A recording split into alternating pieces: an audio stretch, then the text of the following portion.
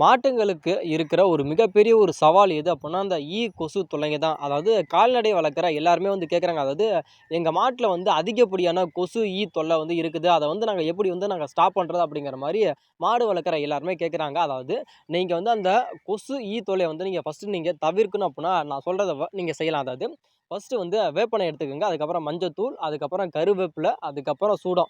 இந்த 4யுமே ஒண்ணா வந்து ஒரு பேஸ்ட் மாரி நீங்க வந்து மிக்ஸ் பண்ணிக்கங்க. மிக்ஸ் பண்ணி இத வந்து 1 லிட்டர் தண்ணீல வந்து நீங்க கலந்து, அத வந்து மாட்டோட உடம்புல வந்து நீங்க ஸ்ப்ரே பண்ணீங்க அப்புட்னா, கண்டிப்பா வந்து அந்த உனி தொல்லை வந்து அதுல இருக்கவும் இருக்காது. அது இல்லாம உனி இருந்தாலும் அதுல வந்து கொட்டு போட்டு போயிரும். இது எல்லாமே நீங்க பண்ணீங்க அப்புட்னா, உங்க மாட்ல வந்து கொசு தொல்லைகள் எதுவுமே இருக்கவே இருக்காது.